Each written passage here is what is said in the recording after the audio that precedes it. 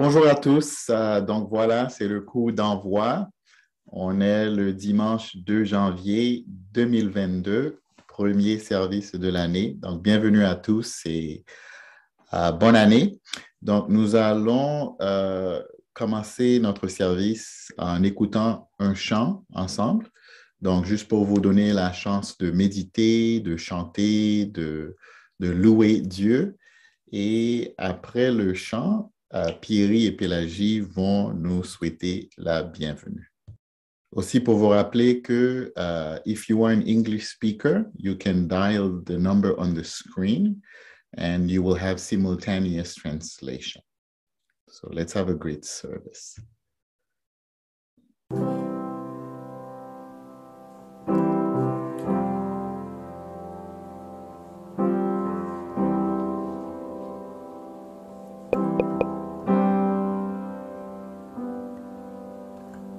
Dieu te bénit et te garde, rayonne sur toi et t'accorde sa grâce.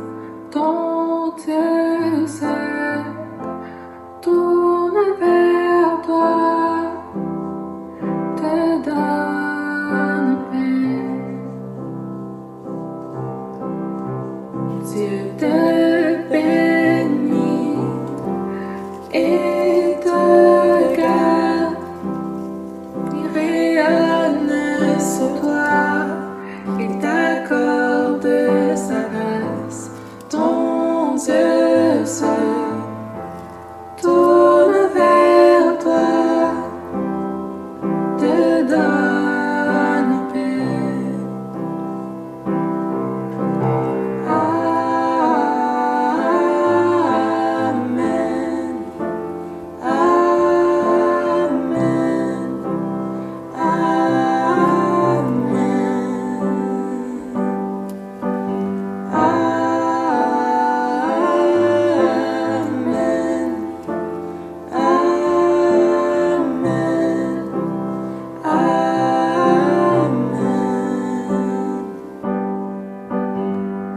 Dieu te bénit et te garde, il rayonne sur toi et t'accorde sa grâce. Ton Dieu se tourne vers toi, te donne paix.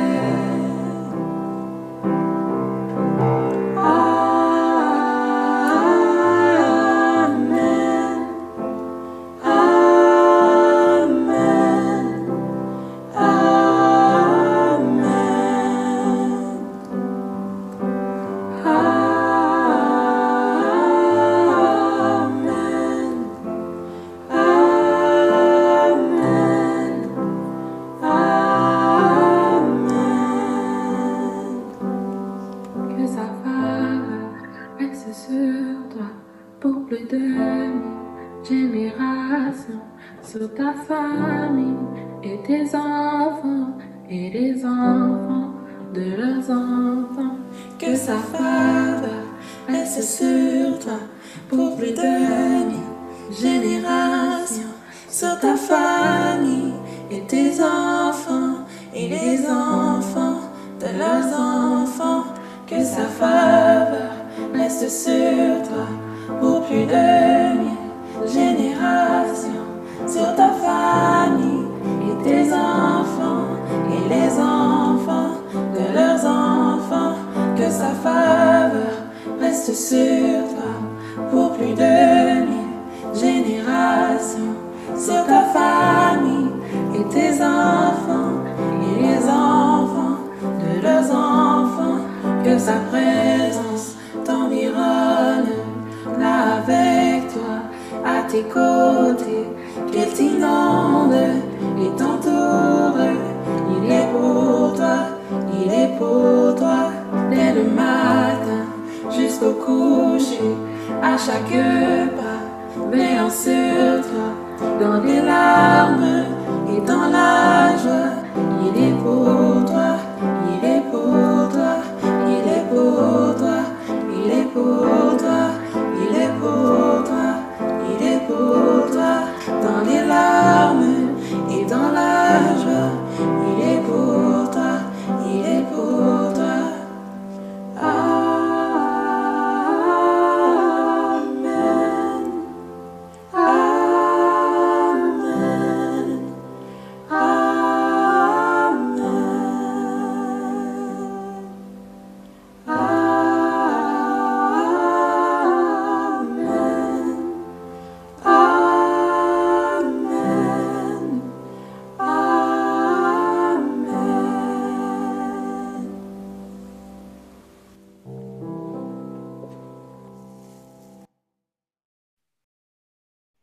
Bon matin, Église. Ça fait vraiment plaisir de pouvoir se retrouver. Premier dimanche de l'année. Dimanche de l'année 2022. Et donc, on voudrait vous souhaiter la bienvenue ce matin, de pouvoir se retrouver tous ensemble. Même si c'est au travers de Zoom, on est connecté par l'esprit et de voir certains visages, ça fait vraiment plaisir. Donc, soyez la bienvenue, on va passer un bon moment ensemble ce matin. On va prier ensemble. On vous souhaite les meilleurs vœux pour cette année 2022. Que Dieu vous garde, que Dieu vous bénisse, tout ce que vous voulez. All the best, comme on dit en anglais. Donc, Pélagie, peut-être un petit mot. Oui, bonne année à tout le monde. Bonne année et que vraiment la paix et la grâce de Dieu soient avec chacun d'entre nous. Donc, moi, je vais lire un psaume. C'est le psaume 19, du verset 8 au verset 12. Alors, j'espère que vous m'entendez tous. Alors, verset 8 à 12. La loi de l'Éternel est parfaite. Elle restaure l'âme. Le témoignage de l'Éternel est véridique. Il rend sage le simple. Les ordres de l'Éternel sont droits et ils réjouissent le cœur. Les commandements de l'Éternel est limpide. Il éclaire les yeux. La crainte de l'Éternel est pure. Elle subsiste à toujours. Les ordonnances de l'Éternel sont vraies. Elles sont toujours justes. Plus précieuses que l'or, même que beaucoup d'or fin, plus douces que le miel, même que le miel qui coule des rayons. Ton serviteur aussi en est averti. Pour qui les observe, l'avantage est grand. Merci beaucoup. Et je vais commencer par une prière. Alors, prions tous ensemble pour ce culte et pour bénir cette journée. Éternel, notre Dieu, Papa, merci vraiment pour cette occasion de pouvoir élever nos voix tous ensemble, d'être unis au travers de cette prière, Seigneur, de pouvoir vraiment être connectés en esprit et de pouvoir véritablement participer en fait à ta création, participer à l'œuvre que tu es en train de faire dans tout l'univers. Merci seulement pour ta grâce, Seigneur, pour le fait que ta parole nous guide et nous dirige, comme ce passage le dit tellement. Elle nous éclaire, elle lave nos yeux, elle nous apporte véritablement le réconfort dont nous avons besoin. En ce début d'année 2022, Seigneur, nous voulons véritablement te confier nos vies, te confier nos âmes, nos familles, nos esprits, te confier tout ce qui en fait, fait partie de notre vie pour que toi, tu sois véritablement l'étoile qui va nous guider, Seigneur. Amen. Nous voulons nous réconforter en toi, Seigneur, et vraiment nous appuyer sur toi, Seigneur, pour avancer en 2022, pour te laisser vraiment tous nos fardeaux, pour rester positif et concentré, Seigneur, sur le fait que tu as donné ton Fils, Seigneur, et que toi, tu as réponse à tout. Tu nous as fait à ton image, nous sommes des créatures qui créons aussi, et nous voulons te glorifier au travers de nos vies. Bénis cette journée, bénis tout ce culte, bénis le message. C'est dans le nom de Jésus que j'ai prié. Amen. Amen. Père Céleste, c'est en toi que nous voulons chercher notre refuge. C'est en toi que nous voulons nous appuyer. C'est sur toi que nous voulons nous appuyer. C'est toi qui es notre avant-garde et notre arrière-garde. C'est toi qui nous gardes. C'est toi notre bannière. C'est toi notre force. C'est toi qui remplis nos cœurs de ta joie. Une joie que personne ne peut ôter. C'est toi qui ouvres les portes que personne ne peut fermer. Cette année 2022, nous voulons te la confier, nous voulons te confier notre vie et nous voulons marcher avec toi.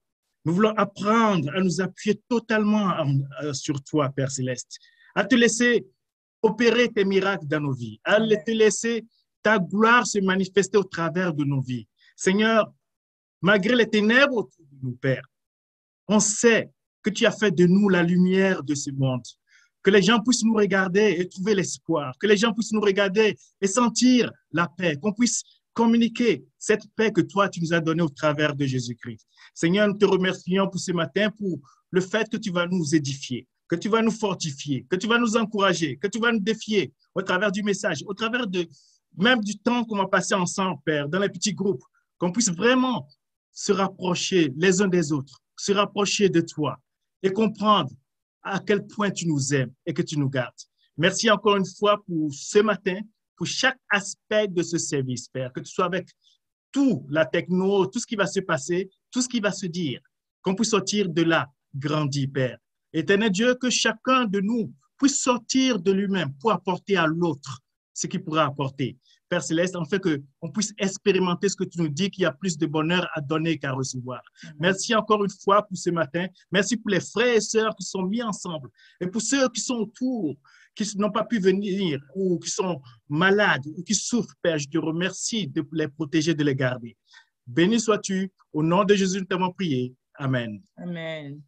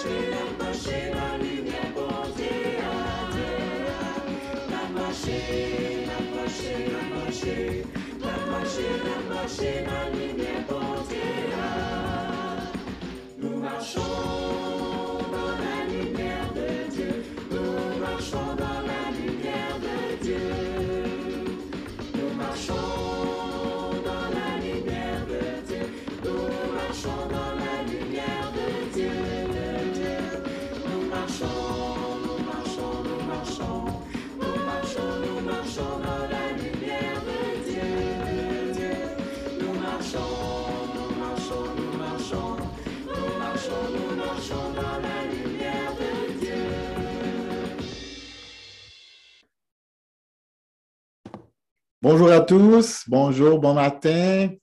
Premier service de l'année, donc bonne année 2022 à tous. Une joyeuse année à vous tous. Je ne sais pas si vous vous rappelez, mais on a dit que le thème pour cette année allait être centré sur Jésus, Centered on Jesus. Donc, voici le thème qu'on a choisi pour cette nouvelle année. Ce matin, le but de ma leçon, c'est plutôt de vous expliquer la raison de ce choix. Pourquoi avons-nous choisi ce thème pour l'année? Évidemment, au cours de l'année, dans les semaines à venir, les mois à venir, nous allons faire des études sur Jésus. Il y aura des messages, des leçons sur Jésus apportés par différentes personnes. Mais ce matin, comme je l'ai dit, mon objectif, c'est tout simplement de vous expliquer la logique en arrière de ce choix. Pourquoi nous avons choisi cette thématique pour l'année, centrée sur Jésus? Et j'aimerais commencer par une simple illustration. Aujourd'hui, lorsque nous voulons nous déplacer, quelle que soit la distance, souvent nous utilisons notre téléphone intelligent, une application telle que Waze, telle que Google Maps pour pouvoir nous orienter. Et c'est tout à fait un outil formidable auquel on peut se fier. On n'a pas besoin d'avoir peur de se perdre. On met l'adresse et puis Google Maps nous dit exactement quel chemin emprunter pour arriver à notre destination. On comprend que les générations précédentes avant nous, c'est pas comme ça qu'ils fonctionnaient. Donc, ils utilisaient souvent une boussole avant l'ère de la technologie Internet, avant l'ère de la navigation par satellite. Nos ancêtres utilisaient une boussole. Puis si on remonte dans le temps, on va encore plus loin dans le temps, les gens utilisaient les étoiles. Les gens naviguaient à la belle étoile. Donc, les gens utilisaient les constellations dans le ciel étoilé pour se diriger. Et je ne sais pas si vous avez entendu la nouvelle de 17 missionnaires qui avaient été kidnappés en Haïti il y a quelques mois. C'était une histoire assez tragique parce qu'ils ont été kidnappés et parmi les missionnaires, il y avait un Canadien et il y avait un petit enfant de 10 mois. Bref, il y a 7 missionnaires qui avaient été relâchés, donc il en restait 12. Puis, il y a un article qui est sorti récemment rapportant comment ces 12 missionnaires ont pu s'évader. Et c'est une histoire fascinante parce qu'ils étaient dans un endroit qu'ils ne connaissaient pas. Ils ont planifié, ils ont concocté un plan d'évasion de nuit. Ils ont quitté les lieux et ils se sont servis des étoiles pour pouvoir s'orienter. Moi, j'ai trouvé ça une histoire fascinante comme celle que l'on verrait dans un film d'action. Donc, ils ont pris la route se laissant guider par les étoiles, comme boussole, comme guide. Puis je dirais aussi qu'ils ont fait preuve de foi, de courage dans une situation complètement défiante, terrifiante même, pour pouvoir arriver à la liberté. Puis pourquoi je trouve ça inspirant, c'est parce que ces gens-là, dépaysés, dans un pays qu'ils ne connaissaient pas, dans une situation qui les dépassait, au lieu de sombrer dans la peur, ont décidé de mettre leur confiance en Dieu et ont utilisé ce qu'ils avaient à leur disposition, les étoiles en conséquence, pour pouvoir arriver à la liberté. Et je vois dans cette histoire comme une parabole moderne de ce qu'est la foi. Et aujourd'hui aussi, je pense que nous avons besoin d'une boussole pour nous orienter. Nous avons besoin d'une boussole en 2022 pour emprunter le bon chemin et pour arriver à bon terme, à notre destination. Et cette boussole n'est autre que Jésus. Voilà pourquoi je pense qu'il est important d'être centré sur Jésus. Je vous explique. Les 2 dernières années ont été très, très défiantes. C'est le moins ce qu'on puisse dire. On a eu des mois très difficiles pendant les 2 dernières années. Je pense que la pandémie et puis autres facteurs ont eu un effet déstabilisateur sur notre société et sur nous en tant que chrétiens. Et pour moi, je pense que lorsqu'on fait face à ce genre de contexte, c'est facile d'être envahi par la peur. C'est facile d'être envahi par la peur parce qu'on a ce sentiment de fragilité, on a ce sentiment de vulnérabilité et ça crée en nous une peur qui parfois devient une peur envahissante. Et ça peut nous amener, cette peur envahissante, à devenir obsédé par la quête de solutions pour nous sortir de ce contexte, pour nous sortir de ces circonstances qui nous font peur. Et parfois, ça peut nous amener à prendre des décisions qui ne sont pas spirituelles, des décisions qui pourraient être regrettables pour nous. La peur se définit ainsi dans le dictionnaire Larousse, un sentiment de forte inquiétude, d'alarme, en présence ou à la pensée d'un danger, d'une menace, et j'ajouterais même qui est parfois réel et parfois imaginaire. Donc, c'est ça la peur. La peur, c'est un sentiment humain. Qui ne fait pas face à la peur? On fait tous face à la peur. Le problème, ce n'est pas d'avoir peur. Le problème, c'est tout simplement de se laisser contrôler, dominer par la peur, ce qui peut nous mener à prendre de mauvaises décisions. Laissez-moi vous partager un peu, de façon vulnérable, les peurs que j'ai. J'espère que personne n'assume que moi, je n'ai pas de peur. J'ai plein de peurs. Par exemple, il y a mon grand-père, âgé de 92 ans. C'est un être qui m'est très cher. C'est en fait lui qui m'a élevé. C'est mon père, en fait. Et ça fait 3 ans que je ne l'ai pas vu. L'une de mes peurs, c'est de ne pas pouvoir le voir parce qu'il habite à Haïti avant qu'il ne soit trop tard. Donc, c'est quelque chose auquel je pense à tous les jours. Est-ce que je vais avoir la chance de le voir? Une autre peur, c'est que je prenne le risque de voyager en Haïti maintenant, malgré COVID, malgré l'insécurité, et que je me fasse kidnapper. En fait, j'ai eu un rêve là-dessus. C'est une peur que j'ai. Une autre peur, c'est que mon grand-père lui-même se fasse kidnapper. Une autre peur que j'ai, c'est que mes enfants, que j'adore, deviennent endurcis au point où ils ne veulent plus suivre Dieu ou entendre la voix de Dieu et se détournent complètement de Dieu. C'est une peur qui m'habite en tant que parent. Une autre peur que j'ai, c'est celle après tant d'années de dévouement à Dieu, tant d'années de vie de disciple, de sombrer dans le découragement, de tomber, de céder à la tentation et de tomber de la foi. OK? C'est une peur que j'ai. Une autre peur que j'ai, c'est la peur que je m'endorme ce soir pour la dernière fois. Donc, il y a tellement de peurs auxquelles on fait face et c'est tout à fait humain d'avoir peur. Qui parmi nous ne fait pas face à des peurs? On fait tous face à des peurs. Encore une fois, c'est humain. Le défi ou le problème, ce n'est pas d'avoir peur, mais c'est encore une fois de ne pas se laisser dominer par ces peurs. Donc, voilà pourquoi on a choisi le thème « Être centré par Jésus ». Un exemple criant de la peur qui nous pousse à prendre de mauvaises décisions est celui d'Abraham, de Sarah et de Agar. Comme vous connaissez l'histoire dans Genèse chapitre 12, Dieu fait une promesse à Abraham qui va lui créer une descendance. Et Abraham était âgé de 75 ans. Dieu lui fait la promesse, Abraham y croit, ainsi que sa femme Sarah.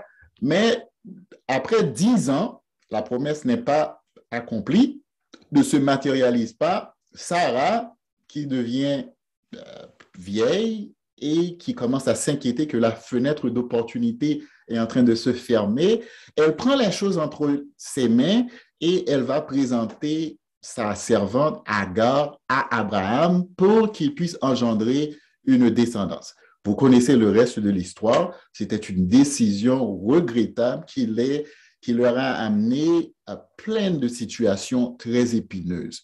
OK, on peut aussi tomber dans ce piège lorsqu'on fait face à la peur d'avoir recours à des décisions qui ne sont pas les meilleures, à des décisions qui ne sont pas spirituelles.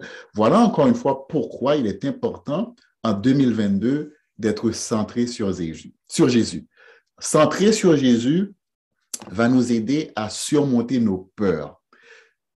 Oui, il y a des circonstances, il y a des situations qui vont provoquer la peur en nous. Mais arrêtons-nous avant de prendre des décisions regrettables qui ne sont pas spirituelles. Prenons le temps de nous centrer sur Jésus qui est notre boussole pour que nous puissions vaincre nos peurs. Donc, centrer sur Jésus cette année va nous aider à surmonter nos peurs. Jésus a dit dans Jean 14, verset 27, en parlant à ses apôtres, Et c'est une parole, une affirmation qui s'applique à nous aujourd'hui puisque nous sommes ses disciples. Il a dit à ses apôtres, je vous laisse la paix, je vous donne ma paix, je ne vous donne pas comme le monde donne, que votre cœur ne se trouble point et ne s'alarme point. Jésus a dit clairement qu'il nous donne sa paix, mais pas comme le monde donne. Tout le monde dans notre société, qu'ils aient la foi ou non, qu'ils soient chrétiens ou non, qu'ils s'affirment croyants ou non, recherchent la paix. Mais le monde offre la paix d'une façon qui dépend des circonstances. Donc, les gens dans notre société, ils veulent la paix, mais c'est une paix qui n'est pas indépendante des circonstances. C'est une paix qui va reposer sur des facteurs externes. Donc, le monde te dit, tu as peur, tu te soucies de ta sécurité financière, eh bien voilà, tu vas travailler, tu vas chercher de créer pour toi une situation qui va te mettre en sécurité. Le monde te dit, tu as peur de tomber malade, mais tu vas t'isoler, tu vas te mettre en une situation pour te protéger afin que tu ne tombes pas malade. Donc, le monde donne une paix, le monde confectionne une paix fragile, parce que cette paix dépend uniquement, exclusivement de ces facteurs externes. Jésus nous dit qu'il nous donne la paix, mais différemment. Il nous donne une paix qui ne dépend pas de nos circonstances, une paix qui ne dépend pas des facteurs externes. Il nous donne une paix qui dépend de lui. Donc, quelle que soit la circonstance dans laquelle on se retrouve, on peut avoir la paix, cette paix intérieure, parce que cette paix a pour fond Jésus, qui est le sauveur éternel et immuable. Donc, centré sur Jésus, les amis, va nous procurer cette paix intérieure, quels que soient les défis auxquels on va faire face cette année. Centré sur Jésus va nous donner cette paix. Jésus nous dit encore dans Jean 16, verset 33, « Je vous ai dit ces choses afin que vous ayez la paix en moi. Vous aurez des tribulations dans le monde, mais prenez courage, j'ai vaincu le monde. » Est-ce qu'on a eu des tribulations en 2021? Est-ce qu'on a eu des tribulations en 2020? Est-ce qu'on aura des tribulations en 2022? Oui. À première vue, on peut penser que cette affirmation de Jésus est contradictoire, que c'est deux idées contradictoires. Il dit d'une part, je vous donne la paix, puis de l'autre part, vous allez avoir des tribulations. Puis, logiquement, c'est deux pensées, deux affirmations, deux propositions contradictoires. Mais dans la logique de l'Esprit Saint, dans la logique de la parole, ce n'est pas du tout une contradiction. Jésus nous dit qu'en dépit de toutes les tribulations, nous pouvons avoir cette paix intérieure qu'il nous donne. Et c'est ce que Paul reprend plus tard dans son épître aux Philippiens quand il dit que nous serons animés de cette paix qui dépasse toute compréhension. C'est une paix que l'homme ne peut pas comprendre, mais qui est bel et bien réelle parce que c'est la paix de Jésus qui nous habite.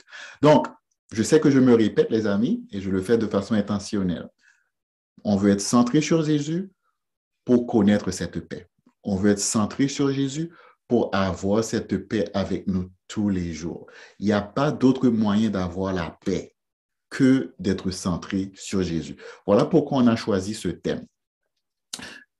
L'autre aspect important d'être centré sur Jésus, c'est pour qu'on puisse rester dans la vérité.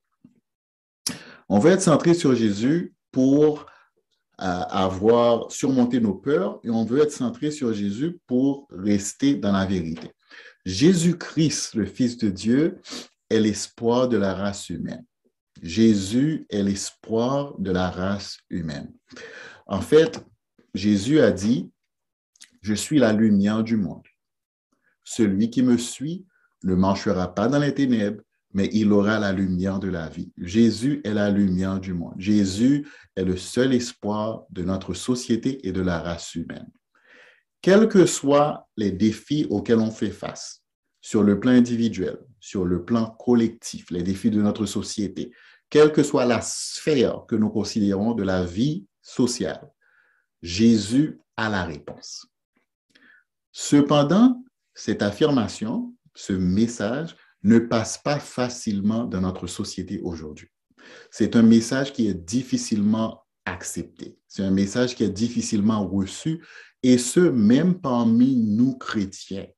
on peut acquiescer intellectuellement, on peut dire oui, on y croit, Jésus est l'espoir de la race humaine, mais la réalité, c'est lorsqu'on vit quotidiennement dans notre pratique quotidienne, est-ce qu'on le démontre par nos actions, par nos choix, par nos attitudes, par notre posture par rapport face à la vie?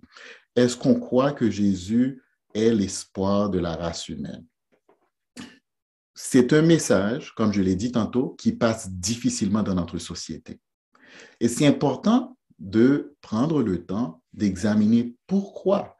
Pourquoi ce message passe-t-il si difficilement dans notre société aujourd'hui? Pourquoi les gens de notre société ont tellement de difficultés à accepter cette affirmation comme vraie? Pourquoi est-il si difficile, même à nous chrétiens, d'accepter cette vérité, que Jésus est l'espoir de la race humaine? Et je veux vous offrir mes réflexions, ma perspective, ma compréhension de ce qui se passe dans notre société. Et c'est important pour nous, frères et sœurs, de comprendre ce phénomène afin d'être capables de vivre, de marcher d'une façon victorieuse en Jésus. Notre société, puis lorsque je dis notre société, je fais référence surtout à la société occidentale, OK? Notre société a tendance à rejeter la foi, la religion et l'Église, tout ce qui a rapport à Dieu. J'espère que je ne vous apprends rien de surprenant. On le vit à tous les jours. Notre société rejette la foi, rejette Dieu, rejette l'Église, tout ce qui a rapport à la foi. Puis il faut s'arrêter pour se demander pourquoi, comment en sommes-nous arrivés à ce point en tant que société? Puis je vais vous offrir quelques réflexions en guise d'explication de ce phénomène. Notre société a, depuis des décennies, on dirait même des siècles, été influencée pour développer des tendances nihilistes et iconoclastes. Ça veut dire quoi?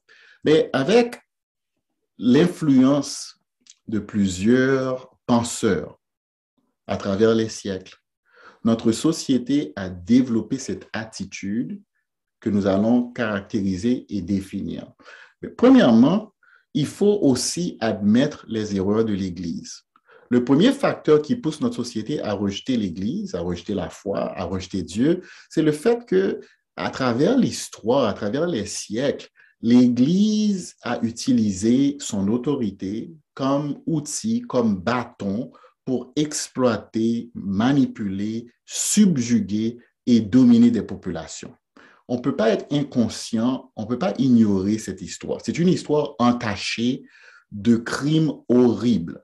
Que l'on parle de l'Inquisition espagnole en Europe au XIIe siècle, où des autorités religieuses s'en prenaient à des femmes, à des enfants, à des juifs, à des musulmans pour les maltraiter, les persécuter, les faire brûler vifs au bûcher, ou que l'on parle de l'esclavage dans les Caraïbes, en Amérique, qui était une institution horrible, souvent appuyée et soutenue par les autorités religieuses. Que l'on parle de la marginalisation des gens qui font partie de la communauté LGBTQ+, à travers les siècles. Donc, l'Église a une histoire entachée de ces crimes-là. Donc, ça fait que la société a tendance à rejeter l'Église. Puis pourquoi c'est important pour nous en tant que chrétiens? C'est parce que la majorité des gens de la société ne font pas la différence. Ils ne font pas de distinction entre l'Église et Dieu. Ils ne font pas de différence entre l'Église et Jésus-Christ.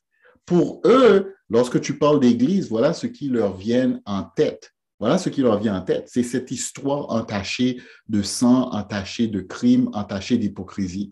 Et c'est à nous, chrétiens, c'est notre responsabilité d'éduquer nos contemporains à faire cette distinction entre Jésus-Christ, son message, et cette histoire noire de l'Église, cette histoire sombre de l'Église.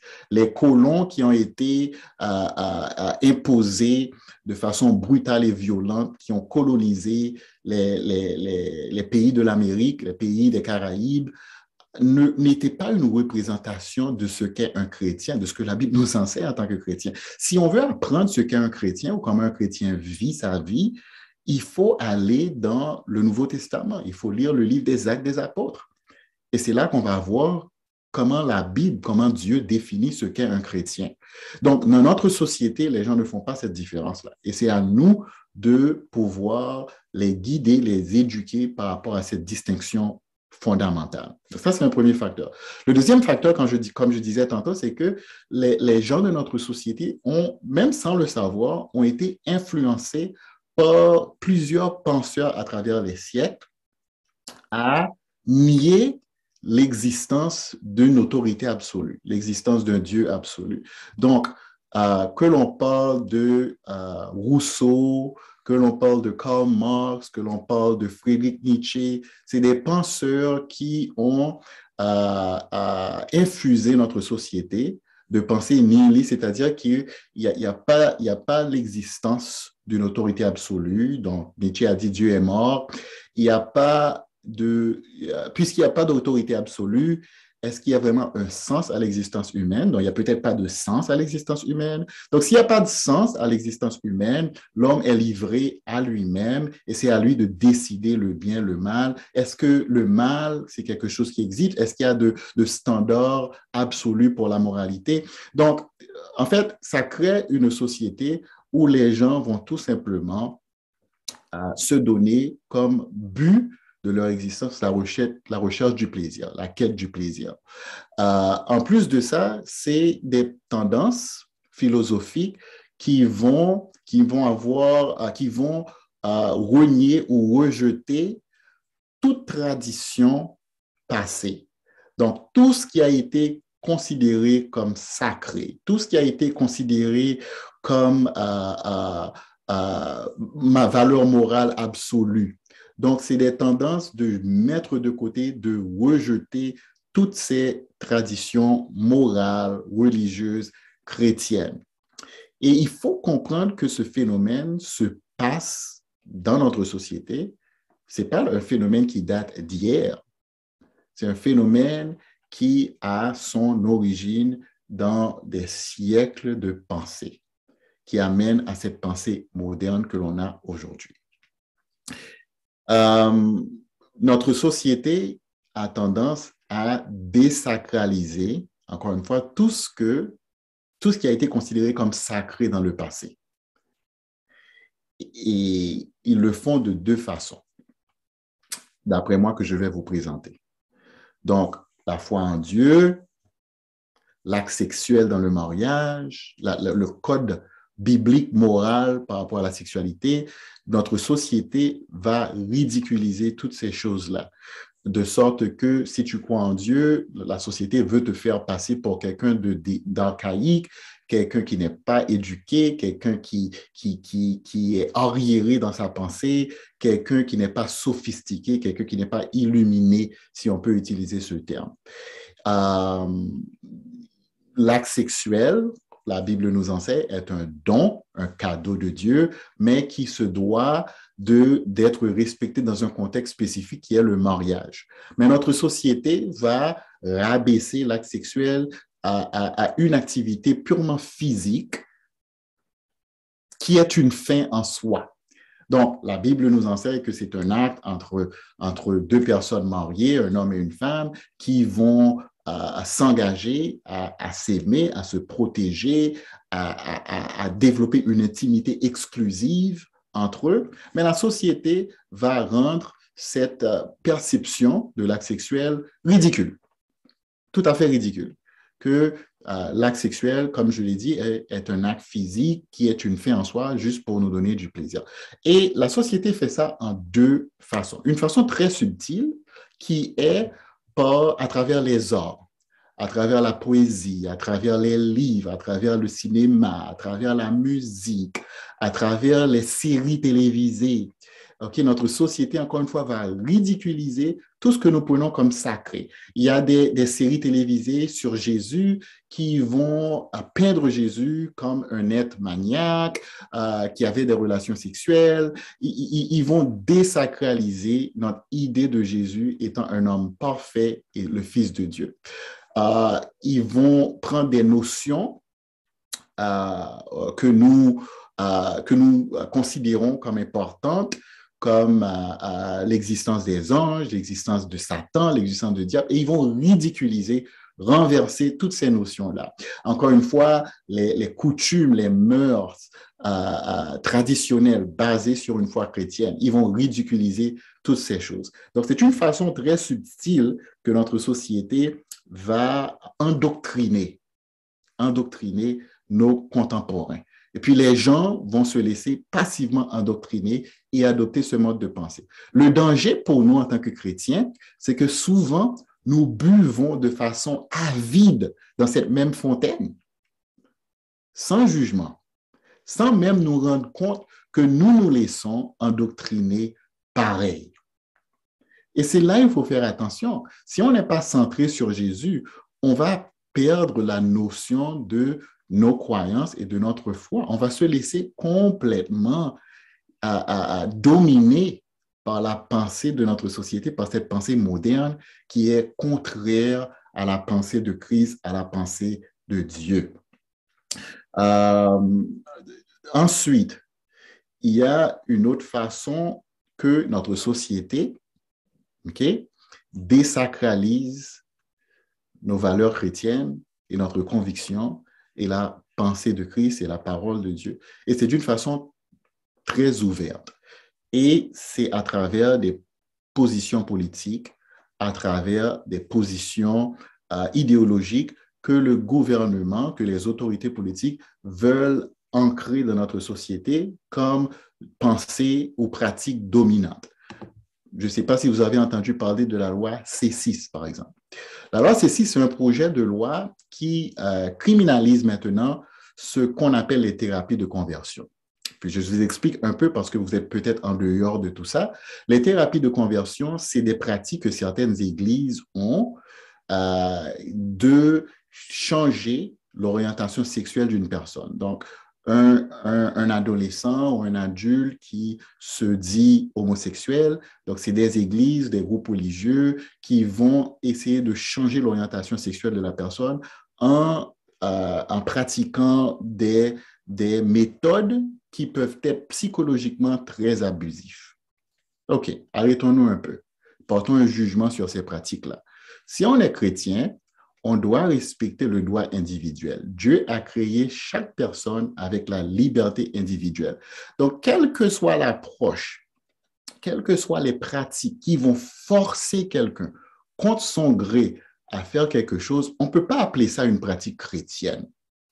Okay? Donc, les thérapies de conversion ainsi définies doivent être condamnées. Ce n'est pas une chose que Jésus va nous inspirer de faire, de forcer qui que ce soit à vivre d'une façon ou d'une autre.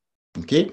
Ceci dit, en tant que chrétien, on a la conviction que la Bible nous enseigne clairement ce qu'est la sexualité dans le contexte chrétien.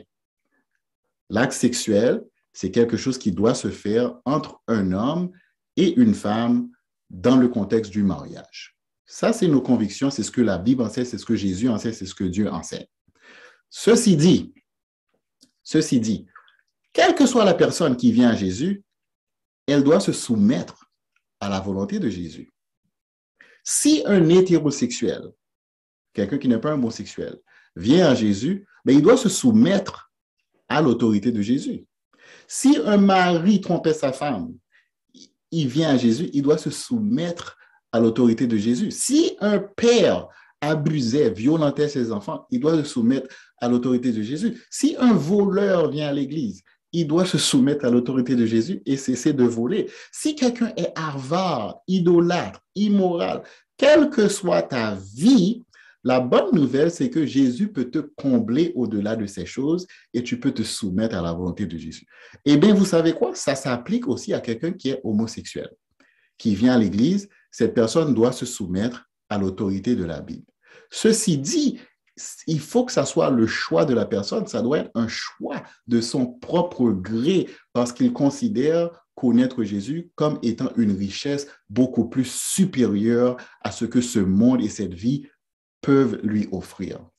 La loi C6 est d'une telle ambiguïté que si un psychologue chrétien ou un pasteur accompagne un homosexuel qui, de son propre gré, décide de ne plus vivre selon ses tendances, eh bien, ce pasteur, ce psychologue peuvent être traduits en justice et faire même face à des peines et à un emprisonnement.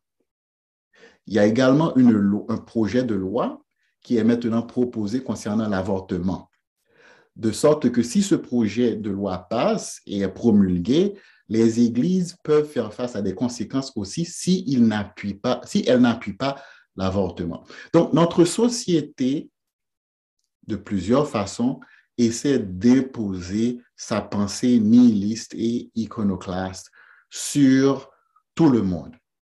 Si, frères et sœurs, on n'est pas centré sur Jésus, on va facilement se laisser absorber par ces courants, par ces tendances et par ces pensées de notre société.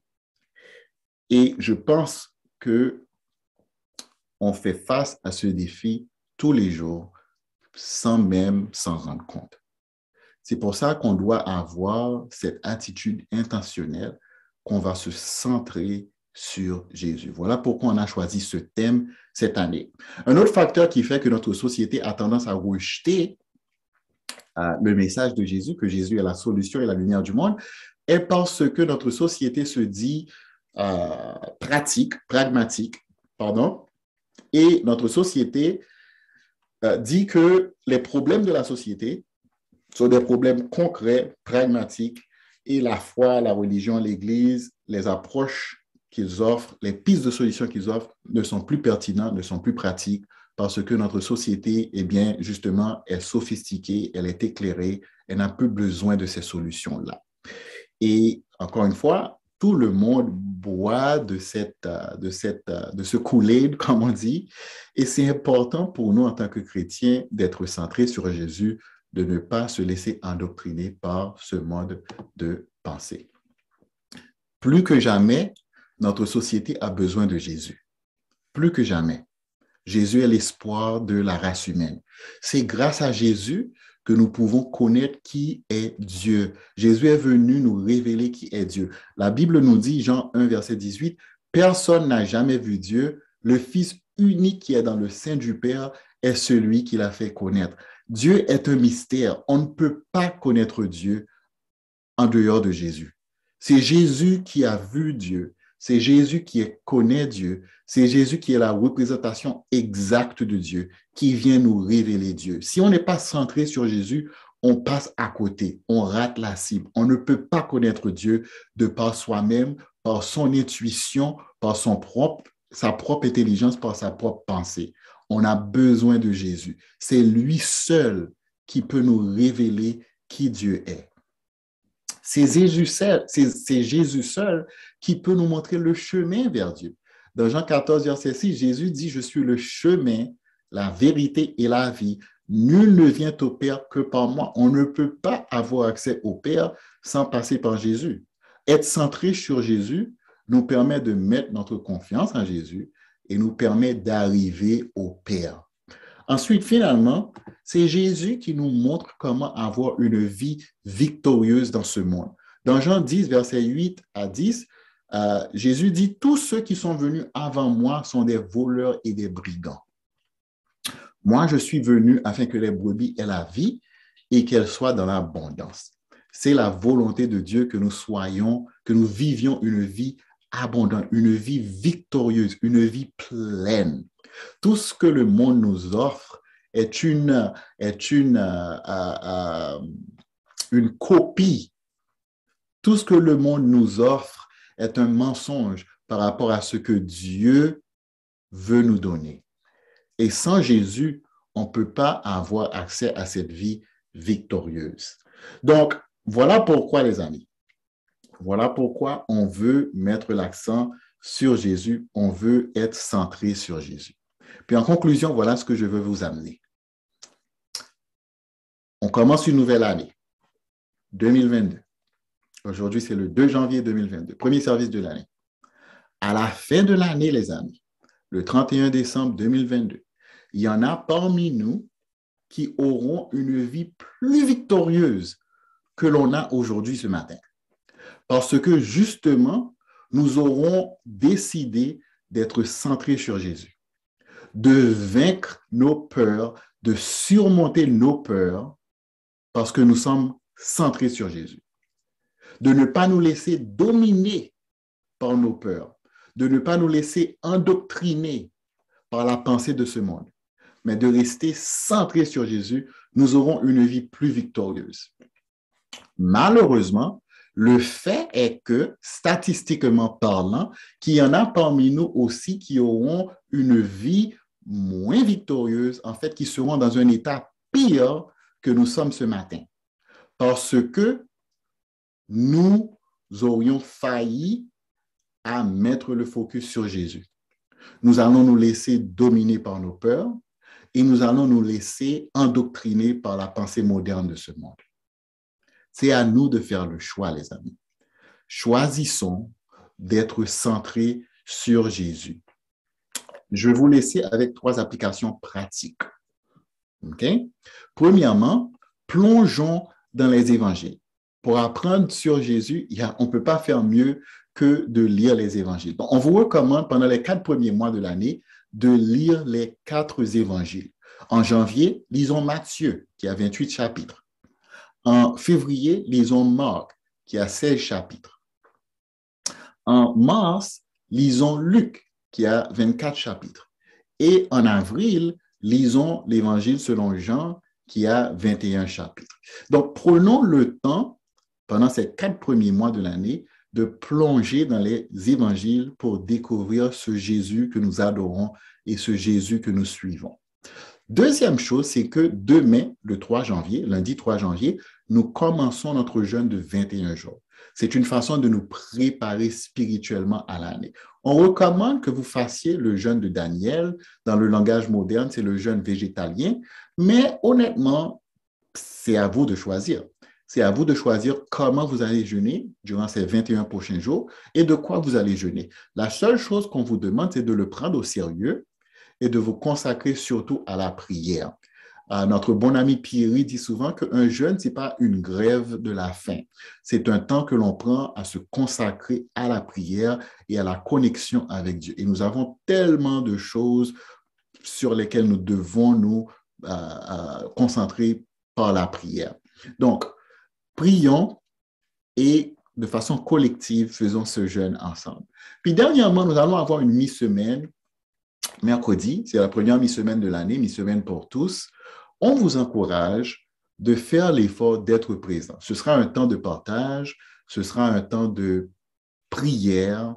Nous avons beaucoup de choses que nous vivons maintenant, la pandémie, les décisions du gouvernement, et ce sera un temps où vous pouvez partager comment vous vous sentez et pratiquer l'écoute active les uns avec les autres et prendre le temps de prier et de nous unir dans la prière. Donc voilà les amis, c'était ça le but de ma leçon. Merci pour votre écoute.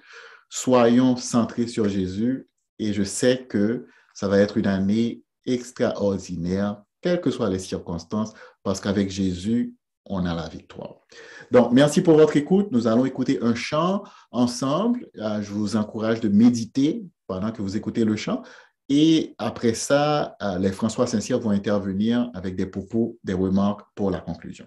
Merci encore pour votre écoute.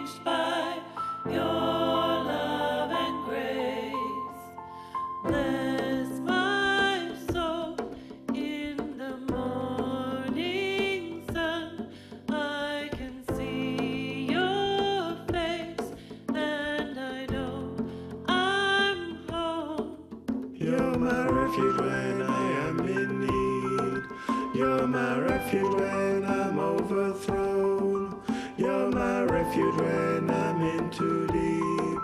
You're my refuge when you give me hope. You're my refuge when I am in need. You're my refuge when I'm overthrown. You're my refuge when I'm in too deep. You're my refuge when you give me hope. You're my refuge when I am in need. You're my refuge when I'm overthrown. You're my refuge when I'm in too deep. You're my refuge when you give me hope. Bless my soul in the morning sun. I can see your face, and I know I'm home. You're my refuge when Bless my soul You're in my the refuge when I'm morning overthrown. sun. I You're my can refuge see when I'm in your too face, deep. You're and my I refuge when you give me I'm hope. home. You're my refuge when I am in need. You're my refuge when I'm overthrown. You're my refuge when I'm in too deep. You're my refuge when you give me hope. Bless my soul in the morning sun. I can see your face, and I know I'm home.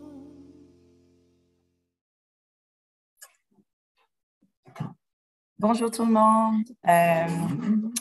Oui, donc le message de Stanley a attiré une corde sensible chez moi parce que je suis naturellement une personne qui est très anxieuse. Et par exemple, moi, je voudrais vraiment savoir ce qui va se passer en 2022, surtout que j'avais des plans qui n'ont pas fonctionné. Donc, j'ai souvent de l'anxiété. Et j'ai remarqué d'ailleurs que de plus en plus sur les médias sociaux, il y a une forte présence des personnes qui lisent les cartes, qui vont vous dire l'avenir, qui vont vous dire qu'est-ce qui va se passer en 2022. Donc, moi, ce serait très facile pour moi de tomber dans le panneau, dans le piège, alors que je suis une personne qui a quand même une profonde conviction que l'être humain ne peut pas lire le futur, ne peut pas lire l'avenir. Donc, pour moi, être centré sur Jésus, je sais que être centré sur Jésus va me procurer cette paix d'esprit qui fait que, en dépit du fait que je ne sais pas ce qui va se passer en 2022, je serai convaincue que s'il me donne pas ce que je veux, ben ce sera pour mon bien, c'est parce que c'est une bonne décision. Et c'est cet abandon-là, en fait, qui crée la paix. Et ça passe, évidemment, par être centré sur Jésus. Donc, merci, Stanley, pour ton message. C'était très à propos pour moi.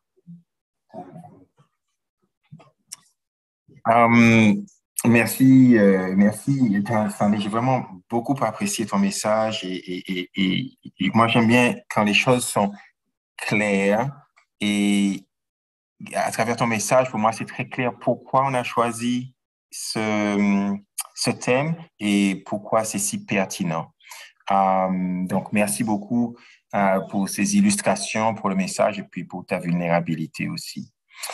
En ce qui concerne les annonces, Stanley a donné les principales annonces importantes par rapport aux jeunes, par rapport à la mi-semaine. Donc, mais vous allez retrouver toutes les autres annonces également dans le courriel de demain. Un élément important également, c'est comment on va faire la communion pour le service d'aujourd'hui. Alors, sur votre écran Zoom, en bas à droite, vous avez un bouton qui vous permet vous avez peut-être 3 petits boutons qui vous permettent d'accéder à un menu qui dit « Rejoindre une salle une breakout room, une salle de chat room ». Et n'y allez pas pour l'instant, pas encore. Mais par contre, lorsque Manuela va lire un psaume et on va prier pour la communion, mais lorsque ce sera fait, vous pourrez appuyer sur ce bouton et vous pourrez rejoindre le groupe que vous désirez, selon votre zone géographique ou votre ministère. Donc, les salles sont déjà préétablies, prédéterminées, et vous pouvez en cliquant sur le lien, vous avez la liste en cliquant sur le rejoindre une salle de breakout, vous avez la liste des salles qui s'offrent à vous et en appuyant sur le lien qui est à droite de votre salle que vous voulez joindre, en appuyant dessus, vous allez être redirigé vers cette salle-là. Donc, je l'explique en anglais rapidement pour ceux, parce que j'étais en train de faire la traduction en même temps.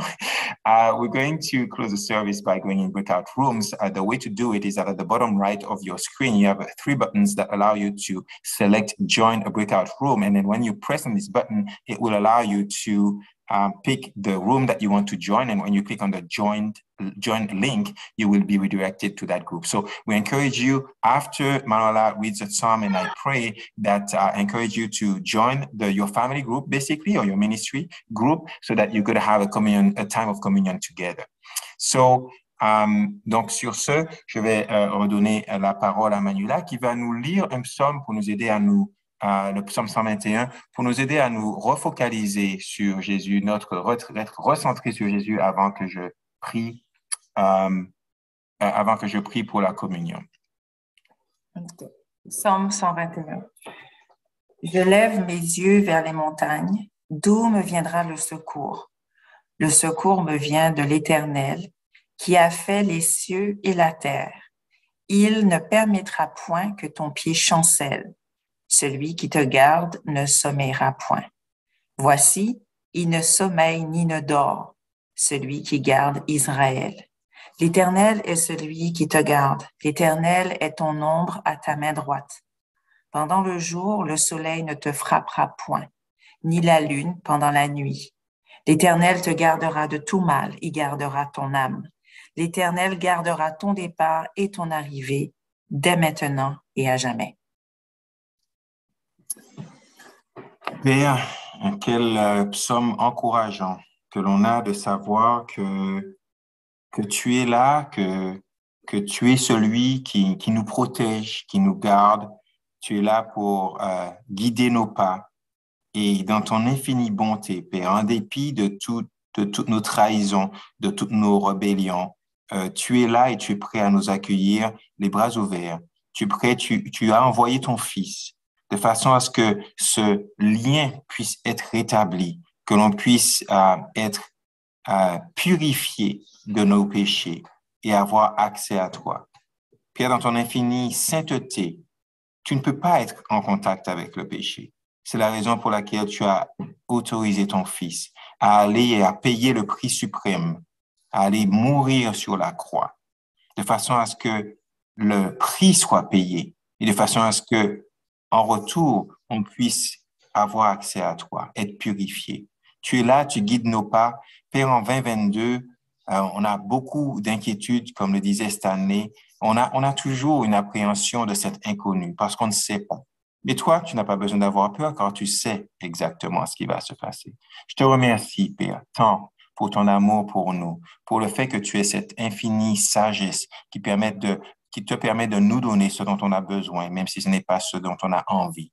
Je te prie, Père, de nous donner la sagesse de rester centré sur Jésus, de façon à ce que l'on puisse trouver dans tout ce qui arrive ta volonté, que l'on puisse voir tes actions, que l'on puisse être des instruments de paix, de joie autour de nous, que l'on puisse prendre à cœur cette mission d'éduquer ceux qui sont autour de nous, de façon à ce qu'ils puissent dissocier le message de Jésus de la pratique que l'on en a faite depuis des siècles. Je te prie, Père, de nous pardonner d'avoir été des mauvais ambassadeurs pour toi, des ambassadeurs qui ont envoyé une mauvaise image de qui tu es, qui n'ont pas été des bons représentants de ton amour. Mais Père, tu travailles à travers tout ça, tu travailles à travers nos défauts, à travers nos péchés, de façon à ce que le bien puisse vaincre à la fin. Je te remercie, Père, je te prie de bénir notre temps de communion ensemble par groupe de famille. Je te prie de bénir cette année qui commence. Je te prie de bénir nos plans, Père, puisque c'est une période à laquelle on fait beaucoup de plans. Je te prie de bénir ces projets que l'on a, ces projets de découvrir encore plus ce que Jésus voulait nous apporter à travers l'étude des évangiles pendant les 4 premiers mois. Je te prie que ce jeûne que l'on commence amène beaucoup de sagesse et de paix et de connexion avec toi, de façon à ce qu'on soit amené à prier beaucoup plus, avec beaucoup plus de ferveur, et qu'on ne se contente pas simplement de savoir plus de choses à propos de toi, mais qu'on puisse faire l'expérience de cette connexion avec toi. Je te remercie, Père. Je te prie de nous bénir. C'est au nom de ton Fils que j'ai prié. Amen.